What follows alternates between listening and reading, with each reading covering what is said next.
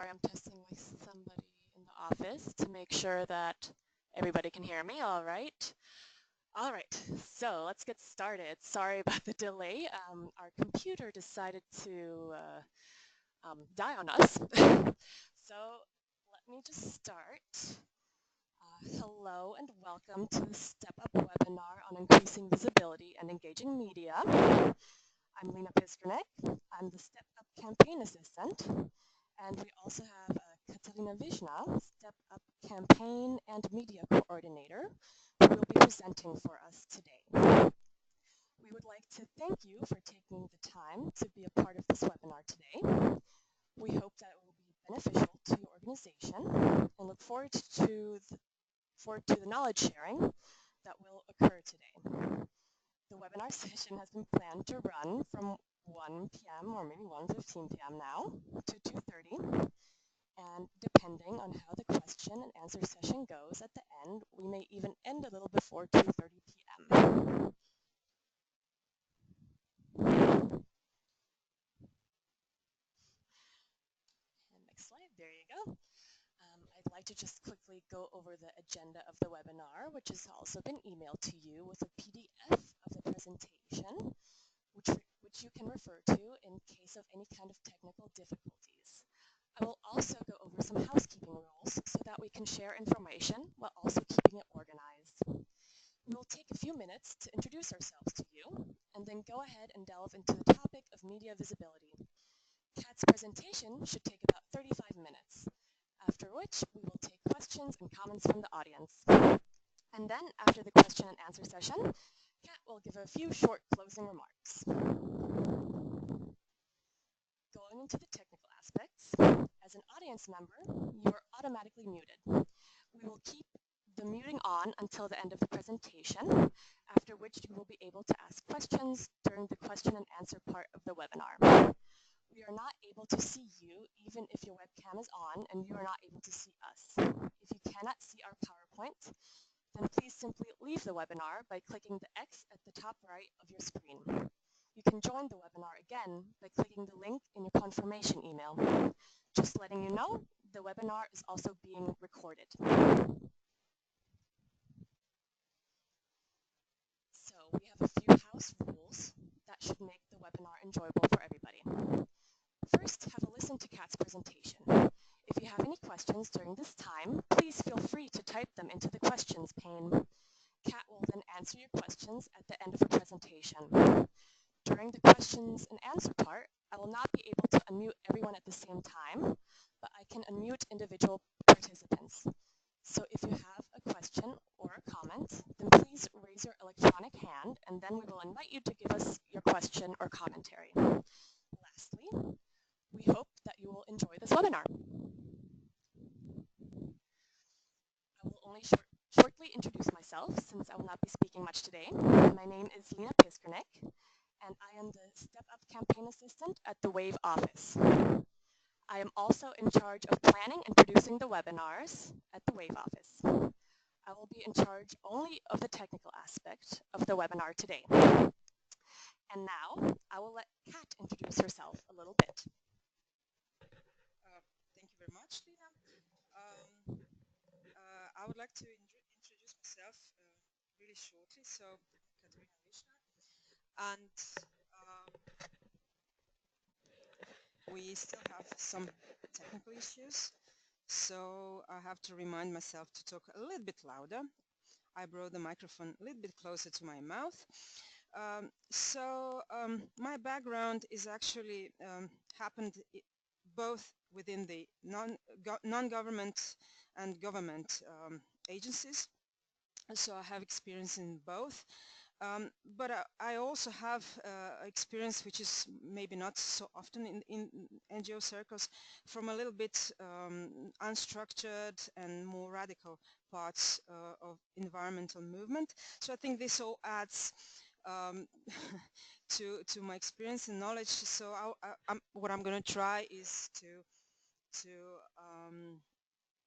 gather all of my experience into giving you the best information that I could. So going to the Step Up campaign, As you know, the Step Up campaign is about empowering women, especially those who don't have power, who lack power. In this webinar, we will be talking about ways of internal structural empowerment of you, of your member organizations, in order to gain better visibility and media presence. What I will be presenting is perhaps an alternative view of the things I believe you already know and are familiar with. Scholars of historical nonviolent movements have shown that these movements many times need to build structural capacities and strategies in order to transform their campaigns into powerful movements and build them in a sustainable way so that results last. These organizations need to look at the processes behind what may seem sometimes a random logic. Here at WAVE, I think it's very, very good and even great. WAVE as such is a great network that we, in the sense that we already have established networking, and so the sharing of knowledge and experience is in a way much easier. So it's much easier for me to get to you and talk to you than it would be if I wasn't a member of WAVE. Women's rights, as we know, are under attack. So what we need to build up is a network of allies on different levels, a caring community. We also need to build visibility of our organizations, and also we have to make sure that we are understood. So how do we do that? Well, having larger media presence is not necessarily our primary goal. In the scenario that I'm going to present you today, media presence should come as a planned result of other processes. So why would an organization want to be visible? Perhaps, or I'm sure it works 100%, you have an important message. You want to improve certain conditions in society. Your organization also wants to educate. Then also, what is your ultimate goal? You certainly want to bring attention to your cause. You want people to react or act. You want to present a certain image or build it. You also have to take care of your funding, and so on and so on. So what is our landscape? The landscape not in the sense of the landscape that you see on this picture, but more society landscape. So it's society itself. It means not only the current political or economic situation, but also the history of a country.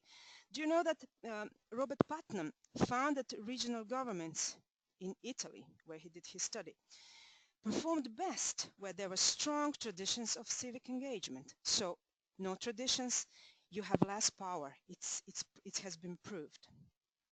Other thing is your organization. What are your capacities? How much money do you have? What is your experience? What are your previous results on which you are building your new campaign? Are you fresh as a person, or are you tired? What allies do you have? Who is your opposition? Can you find time to reflect, to regenerate, or to learn, or do you have to rush from one action to another? Also, what is important is the global situation. If we face war or very bad economic situations, it will definitely have an impact on what we're able to do. This all means that all our actions are and will be conditioned by this landscape we're operating within.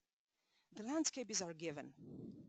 Also, as an NGO, you really have to be careful not to lose your financial background, which would seriously endanger your mission, which means you have certain constraints within which you have to operate. So, taking all that in account, we need to be strategic in what we do. There are two basic questions that every strategist must ask themselves. Where should we establish our playground, and how can we win there? So we're not going into it not to win. We want to win, but we also have to know where. These questions are simple, but it really takes an effort to answer them if we don't want to be seduced by some rhetorical messages. Sometimes we might even conclude that true engagement of our community or people is worth more than a sheer number of people that we reach. We might recognize that it's more valuable to our goals, to our long-term goals. We also cannot talk about campaigning without mentioning that our actions will necessarily fall under the category of non-violent actions. I want us to stop here for a moment. The reason we should name and discuss non-violent actions a little is because they are often misunderstood. When we say non-violent action, it's not necessarily acts of noble sacrifice, what people understand under this term. Non-violent actions need to have real political impact if they are to be worthwhile. We have this beautiful quote from a very recent book, and I really recommend you to get this book and read it if you can. So in which it states that it's not the legislation that has changed the condition of humanity in the last century and a half. It was much more to the social movements that put them on the map and insisted, and in the end, the legislation followed. One example of that, which is also presented in this book, is the right to, again, lesbian marriage in the USA. This is a very good example of exactly what this quote is about. Let's go further. Non-violence is a strategic thing. In Sharp, Professor Gene Sharp, who is also called the Machiavellian of nonviolence, he talks about strategic nonviolence, which is a political approach and employed strategically, something that a movement or organization choose because it is effective for creating change. Efforts need to have real political impact if they're worth our time. And this insistence on effectiveness is a way in which Gene Sharp broke with previous traditions of pacifism and principled non-violence. Sharp gave us his infamous list of 198 methods of non-violent actions. He described 3 classes of methods, which you can see here: non-violent protest and persuasion, non-cooperation, and non-violent intervention. For the purpose of the webinar, I will not engage into detail of this classification. You are, however, welcome to download the pamphlet. It's freely available, and we will give you a link. And also, you can give us feedback whether you would be interested in going deeper into these methods in another webinar. What is important to remember is that the greatest effectiveness is possible when methods are selected to implement the strategy. So it is strategy first and tactics come second. It is also necessary to know what kind of pressures are we using before we choose the precise form of action that will best apply those pressures. Okay, now to the campaign. What is a campaign? Campaign is definitely a political move. As it says in this quotation, you are very explicit when you go into a campaign.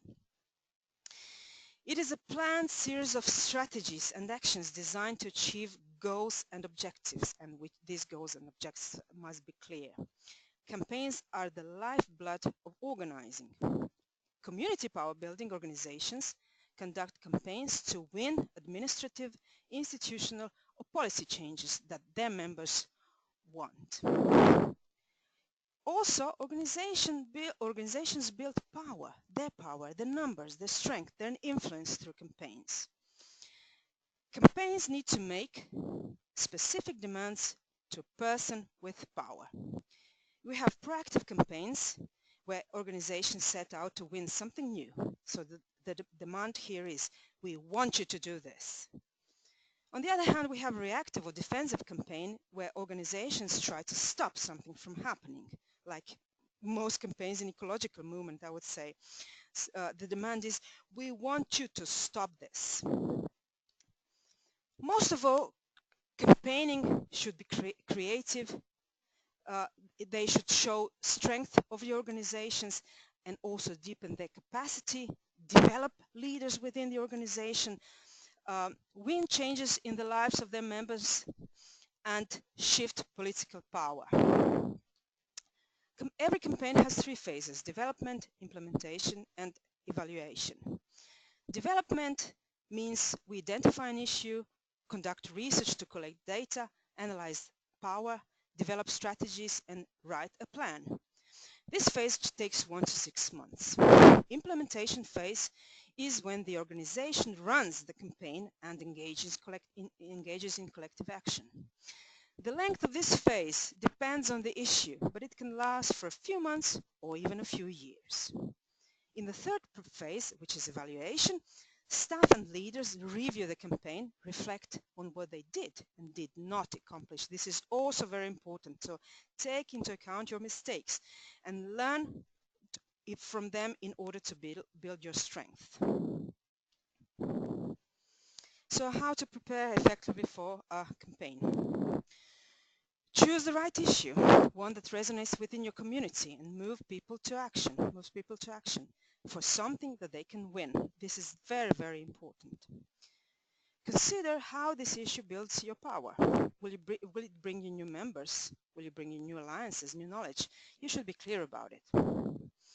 It is also very important that your issue should have a single and clear target. You should also identify the lowest level solution to give you what you want. Why is this important?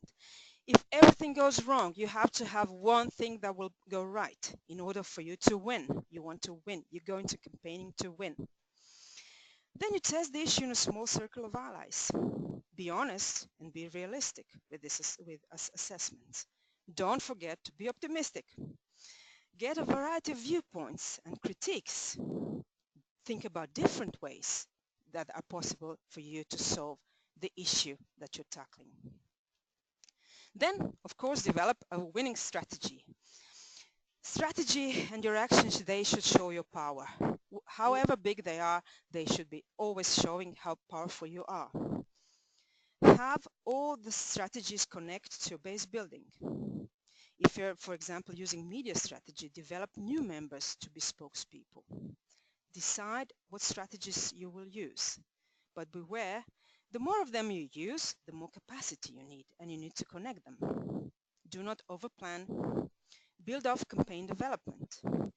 Prepare leaders for campaign planning sessions and use the sessions to make decisions.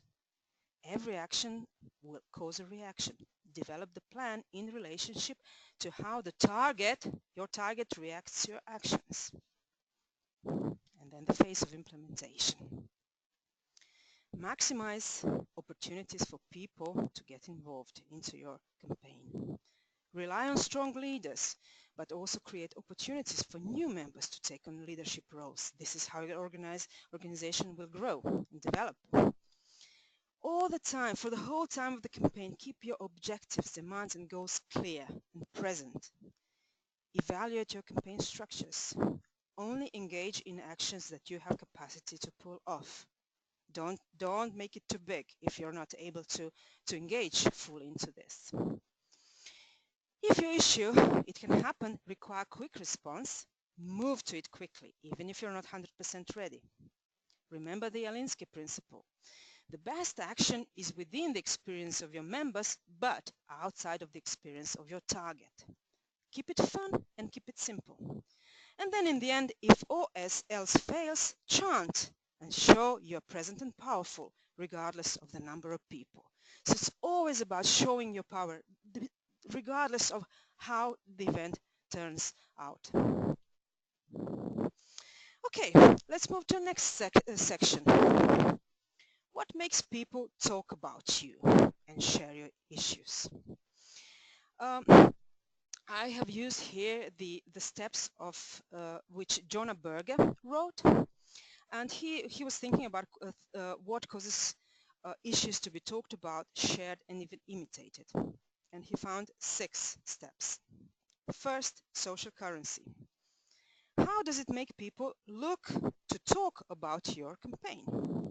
You know, most people would rather look smart than dumb. They would prefer to look rich than poor, and everybody likes to be cool.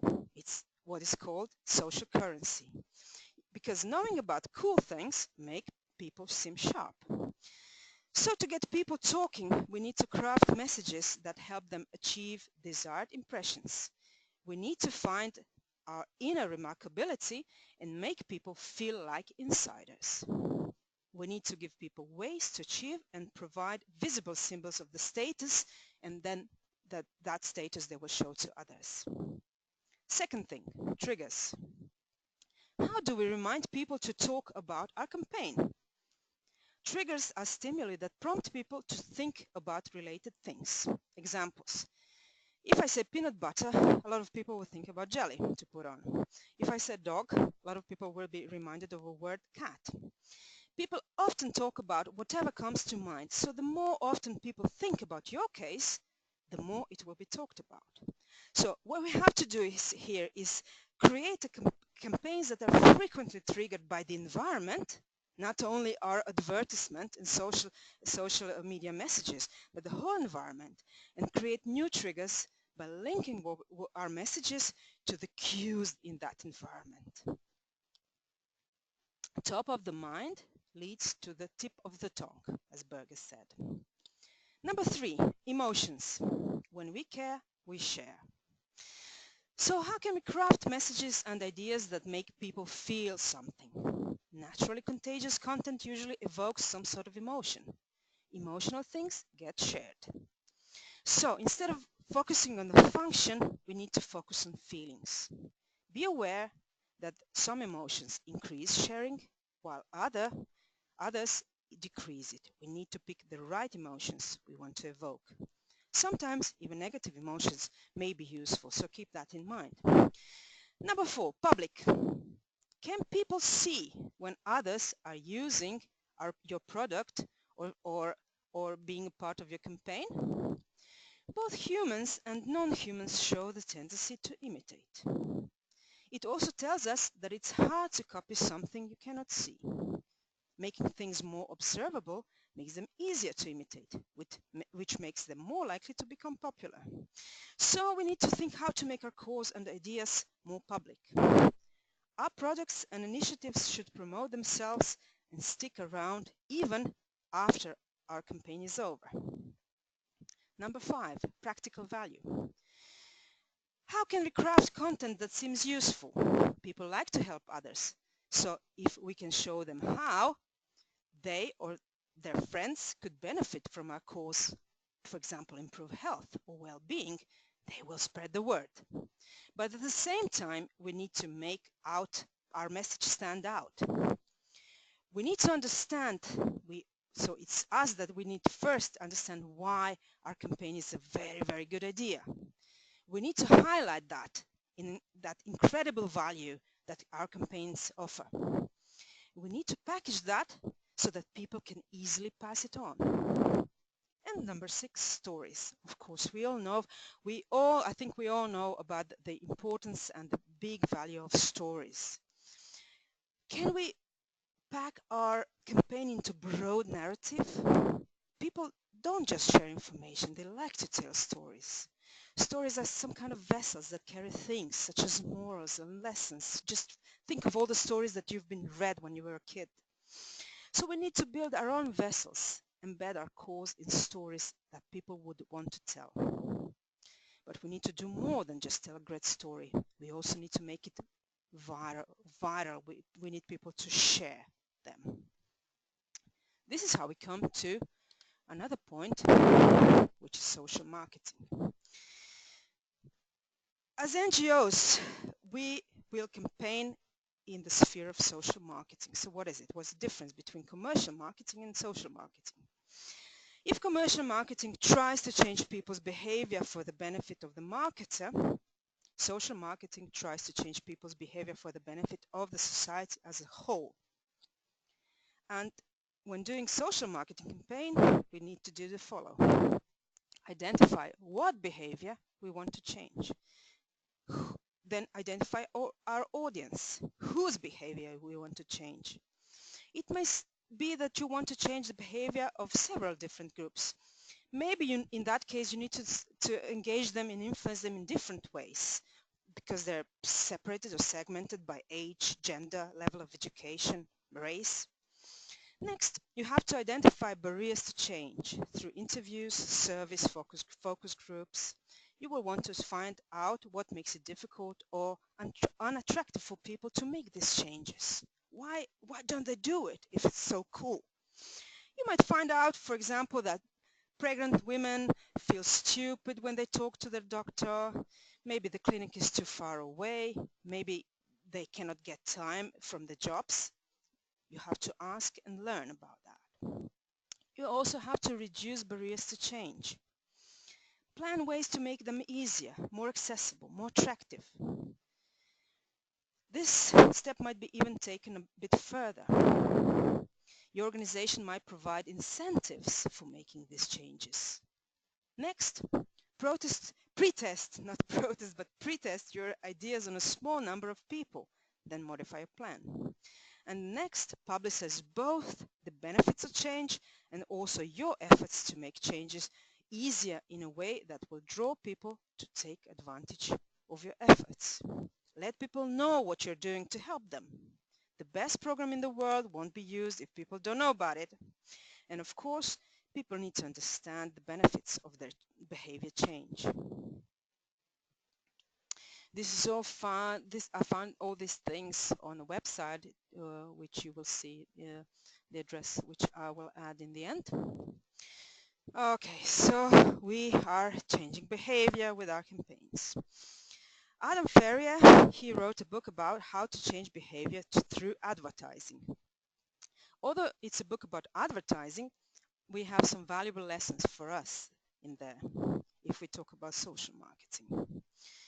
Freya states that if you want to change somebody's behavior, it will most likely happen if the person is motivated to adopt it and if it's easy for them to do so. So you have motivation and you have ease, and you have four combinations of that. You have behaviors that are high in motivation and also high in ease. They are very likely to happen. An example, if you ask a hungry person to eat a chocolate which stands in front of them, will they do it? Yes, very likely they will do it. Then you have behaviors that are high in motivation but are not that easy. These behaviors might happen. For example, you have a hungry person and they want to eat, and you tell them, well, the only option is that you go to the bakery down the road. They might go, they're really hungry and motivated, but it's not that easy because it's not there. That behavior might happen. 3, you have behaviors that are low in motivation but high in ease. These behaviors also might happen. So you have a person who is not hungry and eat a chocolate which is in front of them. They might, even though they're not hungry, they might do it. And the hardest combination is, of course, the behaviors that are low in motivation and low in ease. These behaviors are very unlikely to happen.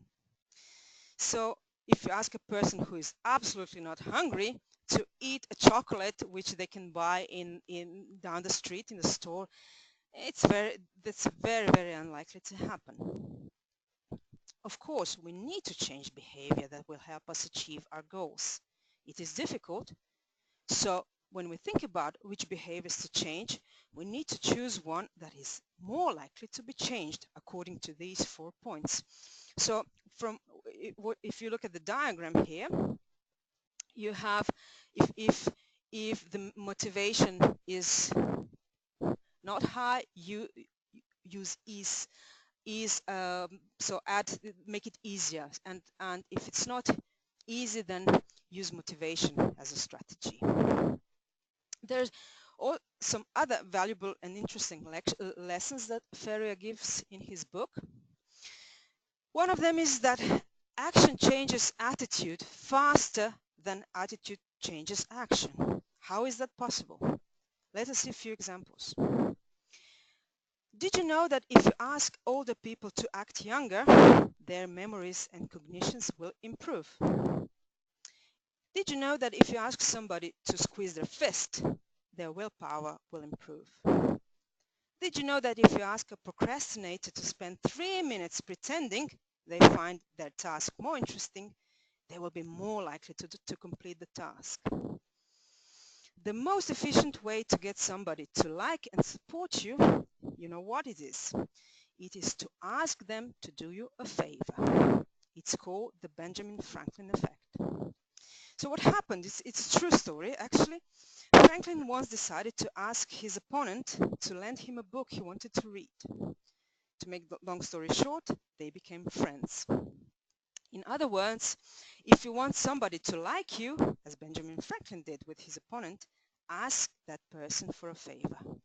It sounds counterintuitive, but people find it more difficult to dislike you once they have done something to help you.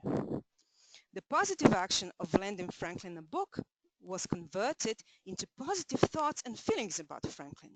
Once again, action changes attitude faster than attitude changes action. There are various tools that could be used to get somebody to act. Freya talks about at least 10 spurs, but for the purpose of our webinar, I'm going to include only the 3 I find most interesting. Collectivism. We often decide how to behave by looking at what other people do. If it feels as though the rest of the tribe is doing it, you are very likely to do it. Just think about how difficult it was in secondary school to reject smoking if everybody was smoking behind school.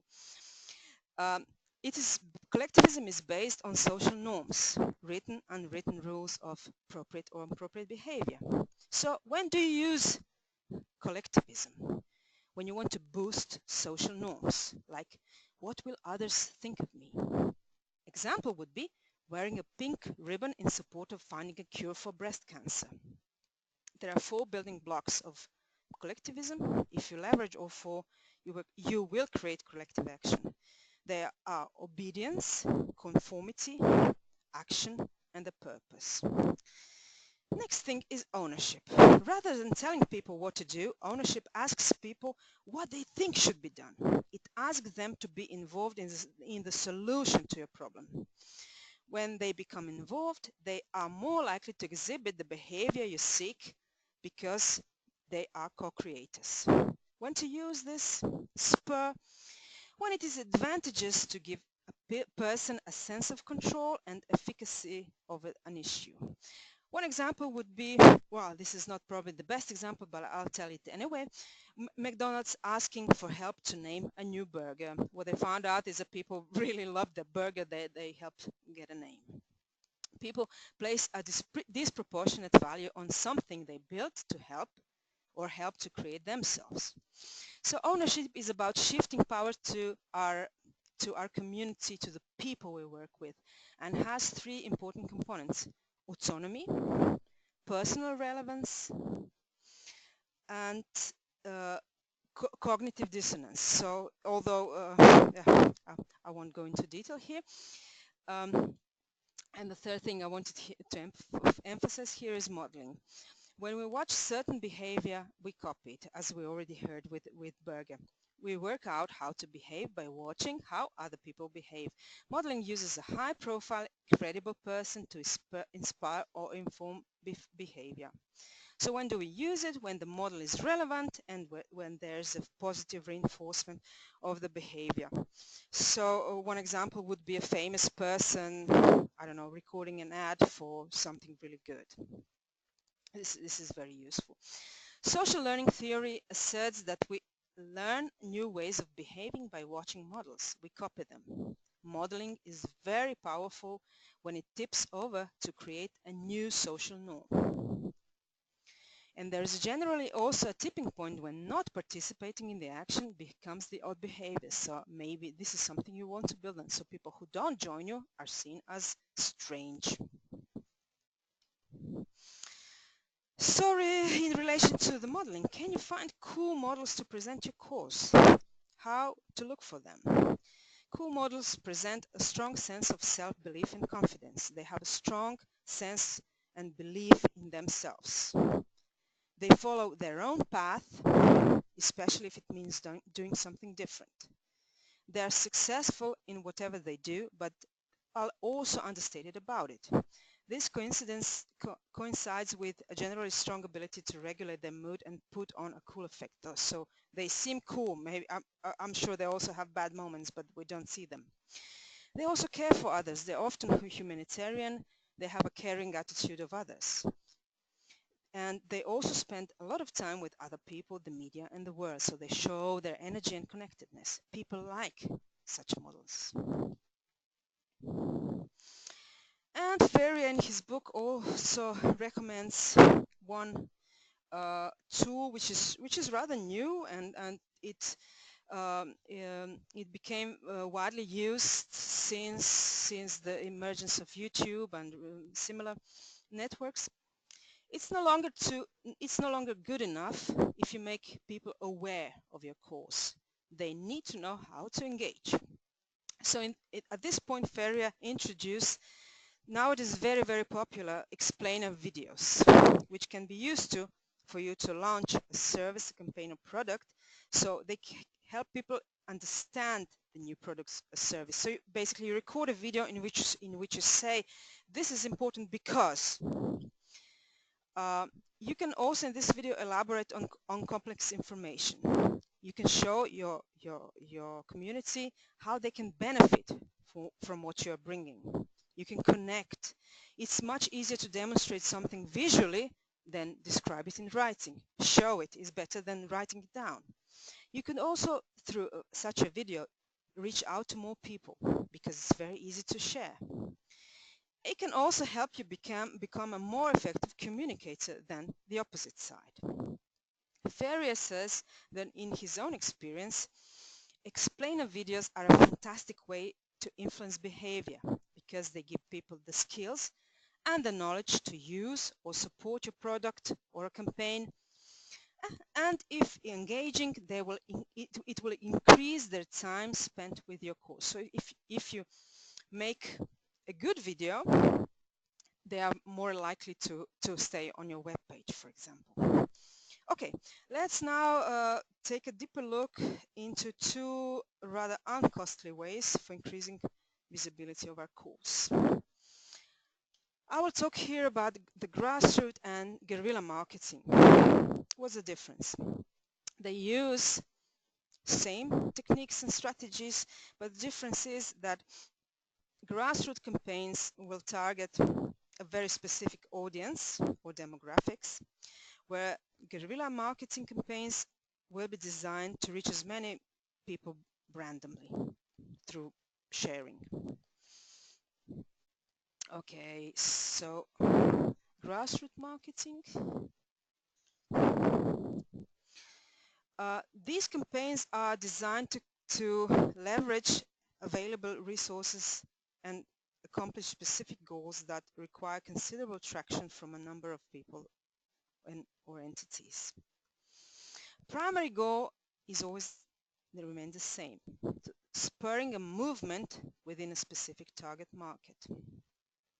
Traditionally, this has referred to a local geographic market, but thanks to the advent of the internet and the social media, this is no longer true. Grassroots marketing can take place on a grand stage, which means that a significant movement can occur. Generally speaking, grassroots marketing makes sense when one of the following situations is present. You have a very small budget. Traditionally, grassroots efforts have been used when there's a very small marketing budget. The reason is that grassroots campaigns thrive on word of mouth and natural placement as opposed to paid media. This is also used when you have very targeted audience. It's difficult to justify paid advertising when your audience is small. Grassroots efforts give you more control over who you reach. And the third, when your audience craves interaction, when they want personal attention and interacting with you. In other words, it's a better way to interact with people as opposed to consuming content through paid marketing efforts and strategically placed advertisement. Throughout history, grassroots efforts have been used by brands to increase sales and drive word of mouth. But the same tactics have been also used to spur significant social movements. So some things that have changed in the history of, like, let's say, last 150 years have been based on grassroots marketing. Okay, next. Guerrilla marketing. It is very unconventional. It is a generic term for using these unconventional strategies. And because online marketing channels are very narrowly structured, it could sometimes be even better to use offline marketing. This is what you use when you only have a very tiny budget to spend, or even no budget. Guerrilla marketing involves high energy and imagination, focusing on getting the attention of the public in a more personal and memorable way. So what you can print stickers that work with the environment. The more creative, the better. They can even be funny. Funny stickers are sometimes best tools of guerrilla marketing. You may also, if you don't have money for stickers, you can just write down sticky notes and leave them in random places.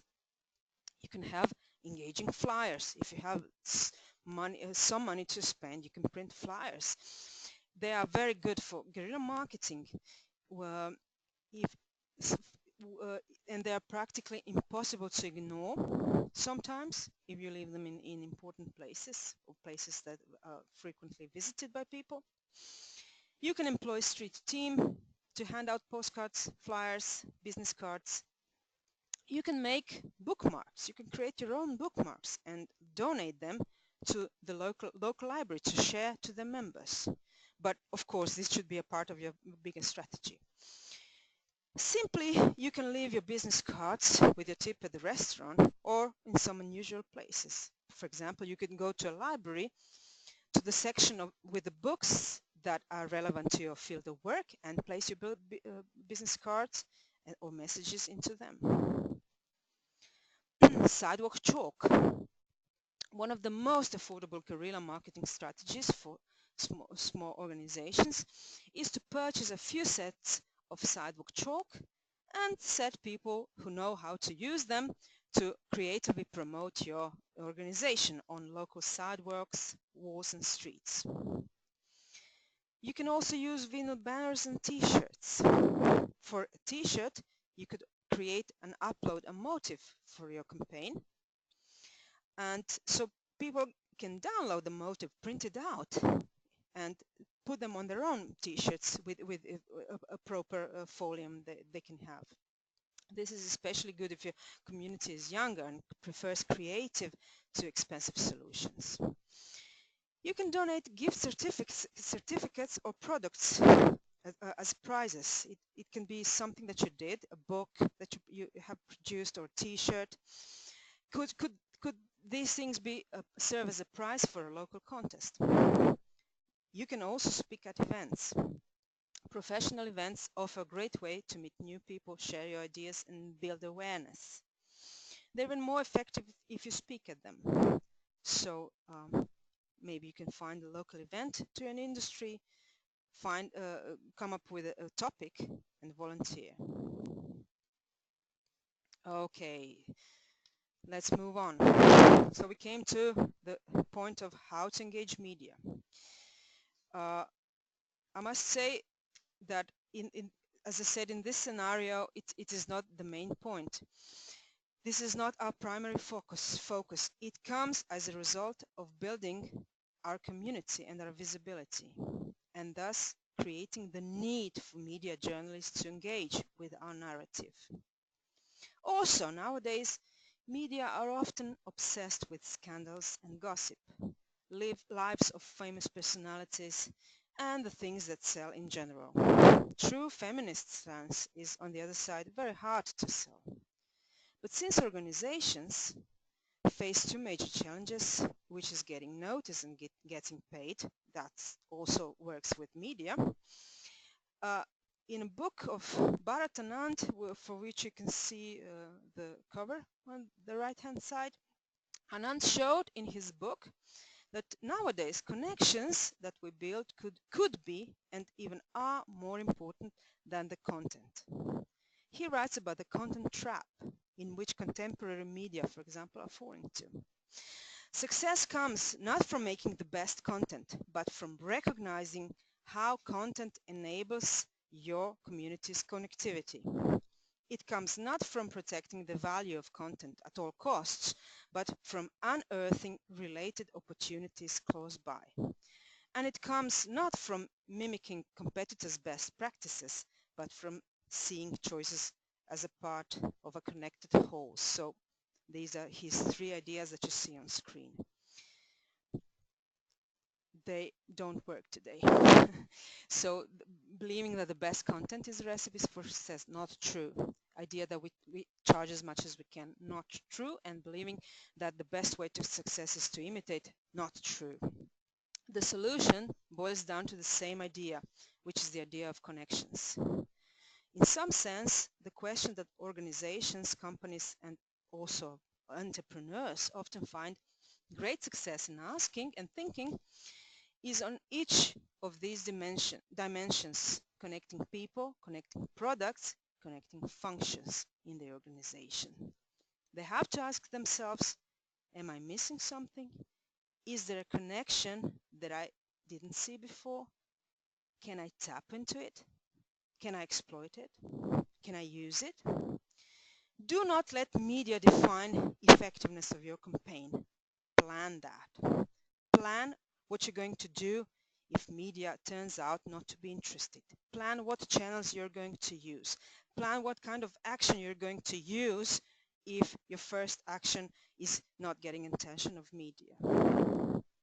Perhaps you could also engage with journalists on a personal level. Motivate them to become members of your community you're building. Okay, I'm slowly coming to the end of my presentation. Here I would only like to present you 2 very interesting case studies. The first one is the British or UK IC Change campaign. IC here stands for Istanbul Convention.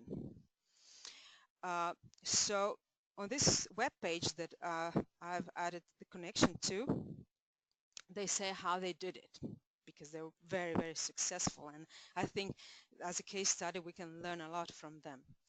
So in the parliament, they worked with parliament to raise the Istanbul Convention up the agenda. Drop-in events, speeches, panels, individual meetings, and an interfaith event. They have also worked to engage parliamentarians from all across all parties. So they didn't only go to one side, they tried to include all of them, and they're very successful. Campaigning. Birthday card. To mark the 4 years since the government signed Istanbul Convention, the campaigners sent the government a huge birthday card. It was more than 1 meter in length. The card congratulated the government for the progress they made so far, whilst also calling on them to get a move on and ratify the convention to give women and girls the present they really want, a life free from violence and fear. They wrote, "It's time to finish the job you started. It's time to ratify the Istanbul Convention."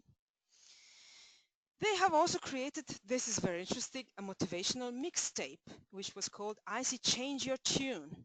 They decided to motivate politicians after the summer break with mixtapes and motivational songs, which were tweeted at them. They also sent the then Home Secretary Theresa May a motivational mixtape to tell her, "IC Change Your Tune," and they encourage their supporters to do the same. They have created a Spotify motivational playlist. Then the 16 days of activism, November, December. Each day was used to spotlight a different service or campaign, and each piece protected by the Istanbul Convention. The signing of the petition demanding the ratification of the convention was also emphasized during this campaign. Also, they have been present at different conferences, festivals, and have been raising awareness through these events. So very, very successful event. I think you can find a lot of motivation on their website. And to conclude, one one campaign which is probably much smaller but also very interesting, and in sense that it combines different issues. So it combines art with a good cause. The Freya project every month pick a different shelter to support. They support the shelter with money. They present the shelter or the cause on their website together with authors, so the writers who will read at their event. So for April, which is still going to, it still has to happen, they write for the 5 women writers who will be present. These 5 dynamic women will share on essay about a time they felt stuck. We can't wait to hear their stories. All proceeds from ticket sales and a portion of bar sales will go directly to Bridges Domestic Violence Center. Tickets for this event cost $20. This month's proceeds will go to an underfunded shelter. In the past, they supported, for example, women seeking abortions in the Rio Grande Valley or women survivors of war.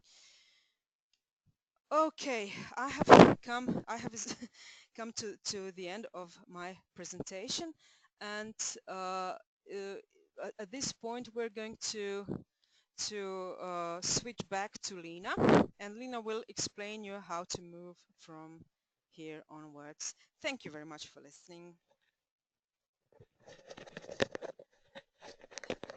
Thank you so much, Kat, for that awesome presentation. So we're done with the presentation now. Just to let you know, the video of this webinar will be made available in a few weeks. I may have to edit it a little before I send it out. Also, there will be a worksheet which summarizes the information you have received today. Kat will send it out probably at the end of next week, since we have the COCO meetings, so we'll be pretty busy. And okay, going through the questions now. Ooh, there's a lot of questions. Okay. So a few welcoming messages from everybody. Okay. It looks like there has been some difficulty with the audio. I'm really sorry about that. We have recorded it, and I will definitely send it your way as soon as possible. It might be also that I don't speak very loudly. Kat did work on the radio, so she has more experience with this. And all right, just no questions yet. If you do have any questions, raise your hand. Let's see.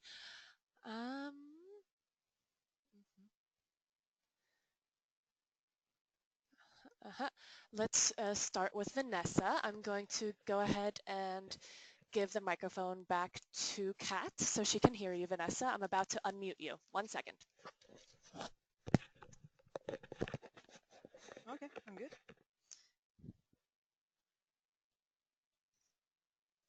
Hello, Vanessa. Hello, I would like to know if you can suggest a minimum amount, a minimum cost amount to build up a small campaign, which are the steps that if you don't have a big budget, which kind of channels do you suggest to build a campaign? Well, I think basically we operate within online channels and offline channels, as the guerrilla marketing part showed. So for social media, you have basically access to Facebook, but I don't think it is necessarily, you know, the best way to use your time. Perhaps it is better if you go outside and do offline campaign.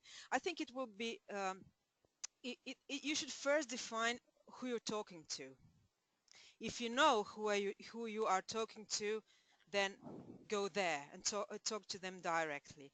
If not, maybe you should spend some time thinking about who you are talking to. Maybe you don't know who you're talking to, and in that case, social media can turn out to be a very, very useful channel. But I think it's a slow process. Using social media, you know, if people, as I showed, people tend to like, you know, fun stuff, you know, things that can identify with easily. So it's not necessarily, you know, when you talk about difficult things, it's not necessarily easy for them to engage with that. So I think it depends. It's case to case basis, I think.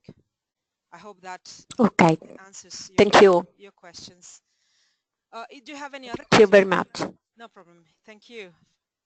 Okay, next is our manager, Maria. Hello, Maria. Okay, Maria is not here, as it seems. And do we have any other questions? If you do have any questions, please let us know. You can raise your hand if you have a question.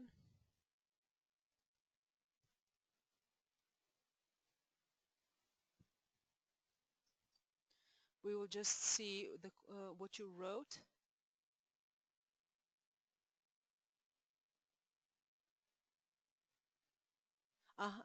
Elena, do you have a question? Could you? Yeah, Elena. Elena, you are now Can I? unmuted. Yeah, you can speak now. Hello. Okay, hello. Thank you for a very interesting presentation. I have a question. Is it possible for everyone partner from a different country just to have a mapping what is applicable for example, for Bulgaria? A kind of a viral campaign with some instruments or outside event, and just to propose to discuss. So Because you're asking, is there an example from other members that you could use? yeah, we can discuss, of course, but because some of the instruments will not be applicable for Bulgaria. I'm thinking. Yeah. Yes, so it's a really important question. Yes. Well, I would say it is very useful to study historical movements. Yeah. For myself, I cannot believe how much good ideas they already emerged. So you have movies, you have books which have been writing about it. For example, I would say I was just studying Gandhi before this webinar, and I consider Gandhi, well, I have my opinion on him, but one of the things I considered that he was very, very peaceful. You know, he was all about peace. But actually, what I learned, it wasn't really about peace, but it was about non-violent action. So do you know his sea salt action for sea salt? Have you heard about it? No. I heard about it, but I didn't know what it was. So basically, he chose a very, very how the way I said it, it was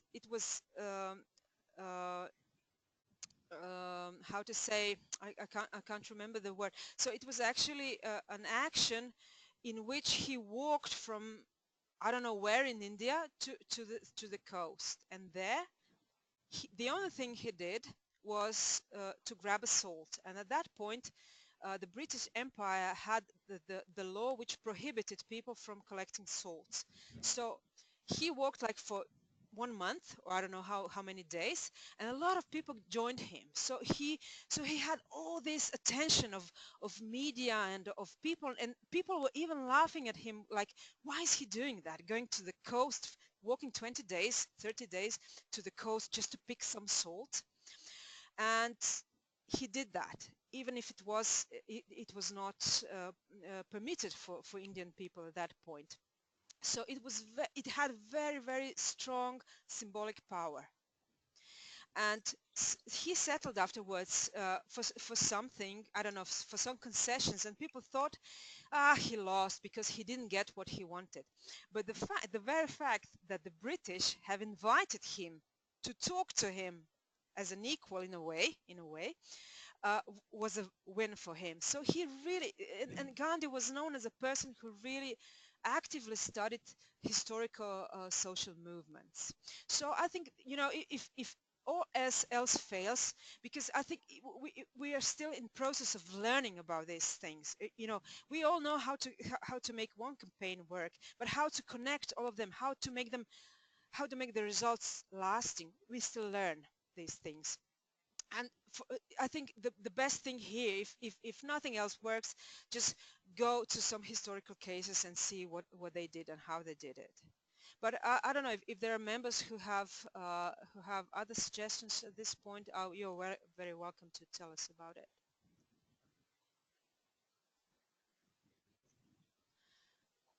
Maybe if Maria's back. Elena, is this answering your question? Yeah, absolutely. Thank you. Okay, thank you. So I'm switching now to Maria if she's back. Maria? Oh no, I don't think she's here. I would like to thank you for your attention and for the messages that you wrote. And I'm now giving the microphone back to Lena. Aha, so here on screen you now have the sources and literature that I used. And thank you very much.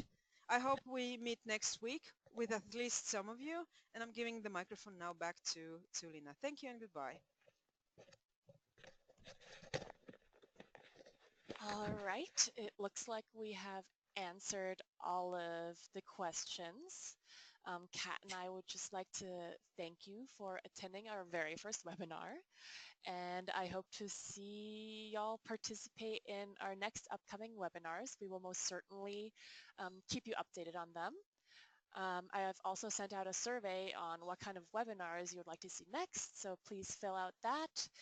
And yes, I very much look forward to the next webinar that we will have together. I hope you have a nice rest of the Thursday.